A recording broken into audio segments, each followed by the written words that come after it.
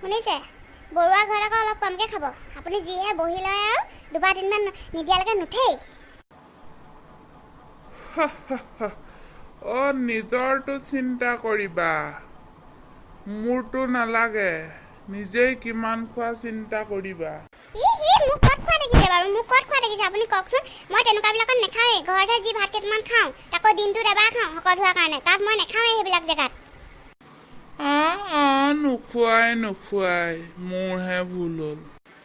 নাখাওঁ। সেইকাৰণে দেখিছে নাই মোৰ ফিগাৰটো মই কিমান মেইনটেইন কৰি ৰাখিছোঁ। আপোনাৰ নিচিনা পেটুৱা হৈ যোৱা নাই। হেৰি নহয় কথা এটা, ডাঙৰ কথা এটা আকৌ। কওক কি কথানো? আমাৰ ঘৰৰ আইনাখন নাইকিয়া হ'ল নেকি? কিয় দিলে?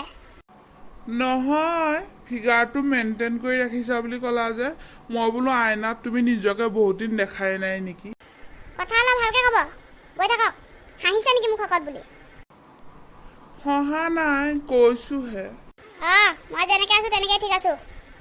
এনেকৈও যে গোটেই ঘৰৰ কাম বন কৰি পেলাই যে খুৱাই আছোঁ আপোনালোকক, সেইটোতো আপোনালোকৰ মন নাই। আপুনি শকত বুলি কাম এটা কৰেনে? কিন্তু মই যে চব কাম কৰি থাকিব লাগে, চোতাল হোৱাৰ পৰা ঘৰ হোৱাৰ পৰা ধৰি একদম কাপোৰ কানি ধোৱাৰ পৰা যে কৰি আছোঁ, সেইবোৰ কি অৱশ্যে? সেইবোৰ কি?